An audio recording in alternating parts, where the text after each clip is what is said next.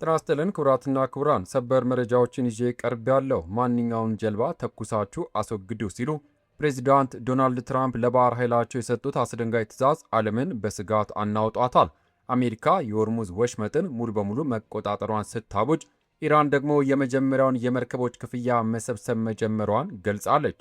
በሌላ በኩል ዓለም አቀፍ ጥፋት ሊከሰት ይችላል ሲሉ ጠቅላይ ሚኒስትር ቤንያሚን ኔታንያሁ የሰጡት አዲስና አስደንጋጭ ማስጠንቀቂያ ዓለምን እያነጋገረ ነው። በሀገር ውስጥ ደግሞ ሌተናል ጀነራል ታደሰ ወረደ በትግራይ ፖለቲካ ላይ የሰጡት ጠንካራ ትችት አነጋጋሪ ሆኗል። እነዚህና ሌሎች ሰበር መረጃዎችን ይዤላችሁ ቀርብ ያለው እስከ መጨረሻው አብራችሁን ቆዩ።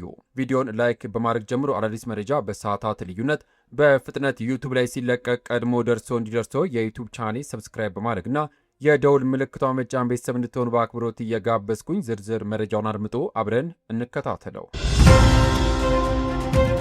በቅድሚያም ትራምፕ የባህር ኃይል ፈንጂ የሚያስቀምጡ ጀልባዎች ላይ እንዲተኮሱና እንዲወገዱ አዘዙ። የአሜሪካው ፕሬዝዳንት ዶናልድ ጄ ትራምፕ በሆርሙዝ ወሽመጥ ፈንጂ የሚያስቀምጥ ማንኛውም ጀልባ ተኩሳችሁ አስወግዱ ሲሉ ለባህር ኃይላቸው ትዕዛዝ ሰጡ። የአሜሪካ ባህር ኃይል ማንኛውም ጀልባ ላይ እንዲተኩስና እንዲያስወግድ አዝዥ ያለው ትናንሽ ጀልባዎች ምንም እንኳን በሆርሙዝ የባህር ወሽመጥ ፈንጂዎችን እያስቀመጡ ይሆናል ሲሉ በትሩዝ ሶሻል ጣፋቸው ላይ አስታውቋል። ምንም ማመንታት አያስፈልግም ያሉት ትራምፕ የአሜሪካ ፈንጂ አስወጋጆች ወሽመጡን አሁን እያጠሩ ነው ሲሉም ገልጿል።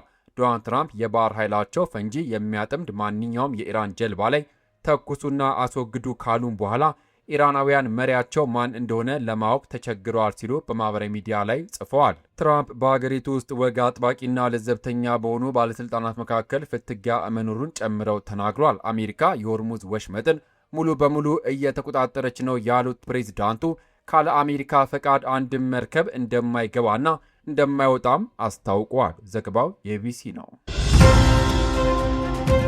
በሌላ ዜና ኔታንያሁ በኢራን ላይ አስደንጋጭ ማስጠንቀቂያ ሰጡ። ዓለም አቀፍ ጥፋት ሊከሰት ይችላልን ብሏል። የእስራኤሉ ጠቅላይ ሚኒስትር ቤንያሚን ኔታንያሁ የኢራን አመራሮች በዓለም ላይ ከፍተኛ የታሪክ ጠባሳ ሊጥል የሚችል አደገኛ ስጋት መሆናቸውን በድጋሚ በማሳሰብ ጥብቅ ማስጠንቀቂያን አስተላለፉ። ጠቅላይ ሚኒስትሩ ኢራን የኒውክሌር ጦር መሳሪያ ባለቤት ለመሆን የምታደርገው ጥረት ለእስራኤል ሕልውና ቀጥተኛ ስጋት መሆኑን ገልጸው ይህ እንዳይሳካ እስራኤል ማንኛውንም እርምጃ ለመውሰድ ወደ ኋላ እንደማትል አስታውቋል። ኔታንያሁ በተደጋጋሚ እንደሚሉት የቴህራን የኒውክሌር ፕሮግራም ካልተገታ መላው የቀጠና ደህንነት አደጋ ላይ ይወድቃል። ይሁን እንጂ የኔታንያሁ ተቺዎች ይህ አይነቱ ጠንካራና ተከታታይ የቃላት ጦርነት ቀድሞውኑ የሻከረውና የቀጠናውን ውጥረት ይበልጥ ሊያወሳስበውና ወደማይፈለግ ግጭት ሊያመራ ይችላል በሚል ስጋታቸውን እየገለጹ ይገኛሉ። እስራኤል በበኩሏ የኢራን የኒውክሌር ዝግጅት ለማደናቀፍ በዲፕሎማሲም ሆነ በሌሎች አማራጮች እንደምትገፋበት በጽኑ እያሳሰበች ነው። ቴህራን በበኩሏ መርሃ ግብሯ ለሰላማዊ ዓላማ መሆኑን ብትገልጽም የኔታንያሁ ንግግር ቀጠናዊ ውጥረቱን ይበልጥ ሊያባብሰው ይችላል የሚል ስጋት ተፈጥሯል። በሌላ ዜና ኢራን በሆርሙዝ ወሽመጥ በኩል ከሚተላለፉ መርከቦች የተሰበሰበ የመጀመሪያ የገንዘብ ክፍያ ወደ አገሪቱ ማዕከላዊ ባንክ አካውንት መግባቱን የኢራን ፓርላማ ምክትል አፈ ጉባኤ አስታወቁ። ታስኒም የተባለው የኢራን ዜና ወኪል ምክትል አፈ ጉባኤው ሐሚድ ሬዛ ሃጂ ባቤ ገንዘቡ ገቢ መደረጉን እንጂ ከማንና እንዴት እንደተሰበሰበ ዝርዝር ማብራሪያ እንዳልሰጡ ዘግቧል። ክፍያው መሰብሰቡን በተመለከተ ከባለስልጣን ባሻገር ቢቢሲ ከገለልተኛ ወገኖች ማረጋገጥም አልቻለም። ከአሜሪካ ጋር የተኩስ አቁም ከመደረጉ በፊት ኢራን በወሳኝ የሆርሙዝ በኩል ወዳጅ አገራት ብቻ እንዲተላለፉ የፈቀደችም ሲሆን በወሳኝ የባህር ወሽመጥ የሚያልፉ መርከቦችም እንዲከፍሉ እንደምታደርግ ስትገልጽ ነበር። ይህ የኢራን ውሳኔ በአገሪቱ ፓርላማ ተቀባይነት ያገኘ ቢሆንም የሚከፈለው የገንዘብ መጠን ግን ግልጽ ሳይሆን ቆይቷል። ባለፈው መጋቢት ኢራን እስከ $2 ሚሊዮን የሚደርስ ከፍተኛ መጠን ያለው ገንዘብ እያስከፈለች ነው በሚል ክስ የቀረበባት ሲሆን በህንድ የሚገኘው ኤምባሲዋ ግን ዜናውን አስተባብሏል። ሌላ የኢራን ፓርላማ አባል ኢራን በሆርሙዝ ወሽመጥ በኩል ከሚተላለፉ መርከቦች ገንዘብ መሰብሰቧን ከአስተማማኝ ምንጮች ሰምቻለሁ ሲል ለታስኒም የዜና ወኪል አረጋግጧል። ጨምሮም ከእያንዳንዱ መርከብ የሚሰበሰበው የገንዘብ መጠን መርከቦቹ የያዙት የጭነት አይነትና መጠን መሰረት ያደረገ ሲሆን ክፍያውን በኢራን የሚወሰን ነው በማለት አገራቸው ያወጣው መመሪያ ተግባራዊ የሆነ መሆኑን አመልክተዋል። የኢራን በወሽመጥ በኩል በሚያልፉ መርከቦች ላይ ክፍያ እንደምትሰበስብ ካስታወቀችም በኋላ አሜሪካ ተቃውሞ ከማሰማቷ ባሻገር ፕሬዚዳንት ዶናልድ ጄ ትራምፕ መርከቦች ለኢራን ምንም አይነት ክፍያ እንዳይፈጽሙ አስጠንቅቀው እንደነበርም ይታወሳል። ዘገባው የቢቢሲ ነው። በሌላ ዜና ትራምፕ ጦርነቱን ለመቋጨት እንደማይጣደፉ ተናገሩ። የአሜሪካው ፕሬዝዳንት ዶናልድ ትራምፕ ከኢራን ጋር የሚደረገው ጦርነት ለመቋጨት እየጣደፉ አለመሆኑን ለፎክስ ኒውስ ተናገሩ። ፕሬዝዳንቱ ከቴሌቪዥን ጣቢያው ጋር ባደረጉት የስልክ ቃለ መጠይቅ ኢራን ጋር የተደረሰውና ረቡዕ ዕለት የጠናቀቀው ተኩስ አቁም ያራዘሙት የጊዜ ጫና ኑሮባቸው እንዳልሆነም ገልጸዋል። ጥሩ ስምምነት ላይ እንዲደረስ እንደሚፈልጉ የተናገሩት ትራምፕ ጦርነቱን ለመቋጨት እንደማይጣደፉም አስረድተዋል። የዋይት ሀውስ ፕሬስ ሴክሬታሪ ካሮሊ ሊቪንቲ ከኢራን ጋር የሚደረገው ድርድር መቀጠሉና ፕሬዝዳንቱ ቀይ መስመሮቻቸው በእጅጉ ግልጽ ማድረጋቸው ገልጸው ነበር። ከትራምፕ ፍላጎቶች አንዱ ኢራን ያበለጸገችውን ዩራኒየም ክምችት ለአሜሪካ አሳልፋ መስጠት አለባት የሚል ነው። አሜሪካ ስለ ድርድሩ ከኢራን አገዛዝ ምላሽ ለማግኘት እየጠበቀች መሆኑን የተናገሩት ቃል አቀባይዋ እስካሁን ወጥ የሆነ መልእክት መላክ አልቻሉም። ለዚህም ነው ፕሬዝዳንቱ የተኩስ አቁሙን ለማራዘም የወሰኑት ሲሉም ተናግረዋል። በሌላ ዜና ከሀገር ውስጥ መረጃ ክልሉ በአንድ ፓርቲ መነጽር ሊተዳደር አይችልም ሲሉ የትግራይ ክልል ጊዜያዊ አስተዳደር ፕሬዝዳንት ሌተር ጀነራል ታደሰ ወረደ ተናገሩ።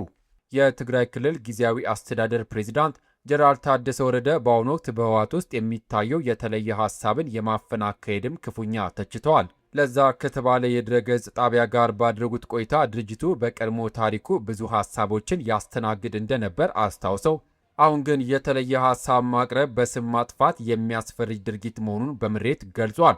ይህ የተለየ ሀሳብ የሚያራምዱ አካላትን የመነጠልና የማጥቃት አደገኛ አካሄድ የትም እንደማያደርስም አስጠንቋል። ጀነራሉ አክሎም ትግራይ በአንድ ፓርቲ መነጽር ብቻ ሊተዳደር እንደማይችል አጽንኦት እየሰጡም ሲሆን በቡድን ውስጥ የሚታየው ለውጥ ለክልሉ የፖለቲካ ጤናማነት እንቅፋት መሆኑን አመልክተዋል። በትግራይ ፖለቲካ ውስጥ መፈጠር የጀመረው ይህ ቡድን ክፍፍልና የሀሳብ መገፋፋት አሳሳቢ መሆኑን የጠቀሱት ጀነራል ታደሰ ለውጥና መቻቻል የግድ እንደሚል መልእክታቸውን አስተላልፈዋል። በሌላ ዜና ቻይና መካከለኛው ምስራቅ ወሳኝ መስቀለኛ መንገድ ላይ ነው ስትል አስጠነቀቀች። አሜሪካ በዋሽንግተንና በቴህራን መካከል የነበረውን የተኩስ አቁም ስምምነት ማራዘሟን ካስታወቀች በኋላ ቻይና ረቡዕ ሚያዝያ 15 ቀን በውጭ ጉዳይ ሚኒስትሯ በኩል የመካከለኛው ምስራቅ ቀጠና በጦርነትና በሰላም መካከል ባለ ወሳኝ መስቀለኛ መንገድ ላይ እንደሚገኝ በማስጠንቀቅ ሁለቱ ወገኖች ዳግም ግጭት እንዳይቀሰቀስ እንዲከላከሉ አሳሰበች። የቻይና የውጭ ጉዳይ ሚኒስትር ቃል አቀባይ ጎጂያኩን በሰጡት መደበኛ ሳምንታዊ መግለጫ ሁኔታው አሁንም አስጊ መሆኑን ገልጸው ቅድሚያ የሚሰጠው ተግባር ዳግም ወደ ጦርነት እንዳይገባ መከላከል መሆን እንዳለበት በአጽንኦት ተናግሯል። የሚመለከታቸው ወገኖች ራስን የመቆጠብ እርምጃ መወሰድና ውጥረቱን ሊያባብሱ የሚችሉ ድርጊቶችን ማስወገድ ይኖርባቸዋል ያሉት ጎዋ ቻይና አለመግባባቶችና በፖለቲካና በዲፕሎማሲ መንገዶች እንዲፈቱ እንደምትደግፍም አክለው ገልጿል። ቃል አቀባዩ በመካከለኛው ምስራቅና በባሕረ ሰላጤው ቀጠና ሰላምና መረጋጋትን ለማረጋገጥ አጠቃላይና ዘላቂ የተኩስ አቁም እንዲደረግ ጥሪ ያቀረቡ ሲሆን ቤጂንግ ውጥረትን ለማርገብ ለሚደረጉ ዲፕሎማሲያዊ ጥረቶች ያላትን ድጋፍ በድጋሚም አረጋግጠዋል። በሌላ ዜና ዳንኤል ክብረት የብልጽግና ፓርቲ እጩ ሆነው ለምርጫ ቀረቡ። በስድስተኛው ዙር ጠቅላላ ምርጫ በግላቸው ተወዳድረው ፓርላማ የገቡት ዳንኤል ክብረት ዘንድሮ በሚካሄደው ሰባተኛ ምርጫ ግን ብልጽግናን ተቀላቅለዋል። እጩ ሆነውም ቀርበዋል። በእርግጥ በ2013 ምርጫም ብልጽግና በአዲስ አበባ እጩ ያልቀረበበት የምርጫ ክልል ዳንኤል የተወዳደሩበት ብቻ ነበር። ዳንኤል የብልጽግና ፓርቲ ፕሬዝዳንት፣ ጠቅላይ ሚኒስትር፣ የማህበራዊ ጉዳዮች አማካሪ መሆናቸውም ይታወቃል ሲል አዲስ ማለዳም ዘግቧል። በትራምፕና በኢራን መካከል ያለው ፍጥጫ ተኩሳችሁ አስወግዱ ወደሚል ከፍተኛ ትዕዛዝ ተሸጋግሯል። ይህ እርምጃ ቀጠናውን ወደማይመለስ ጦርነት ይከተው ይሆን ወይስ ኔታንያሁ እንዳሉት ዓለም አቀፍ ጥፋት ሊከሰት ይችላል? እናንተስ ምን ትላላችሁ? የትራምፕ ትዕዛዝ በኢራን ላይ ምን አይነት ተጽዕኖ ያመጣል ብላችሁ ታስባላችሁ?